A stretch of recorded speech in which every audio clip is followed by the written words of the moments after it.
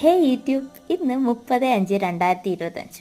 ഇന്നൊരു പ്രത്യേകതയുമില്ല, പക്ഷെ ഇന്ന് second last day of this month, May മാസം. ഈ മാസം വന്നത് മാത്രമേ എനിക്ക് ഓർമ്മയുള്ളൂ, കാരണം ഈ മാസം ഫുൾ ഞാൻ ഈ സ്റ്റോളിലായിരുന്നു, അനന്ത ട്രഡീഷണൽസിന്റെ സ്റ്റോൾ.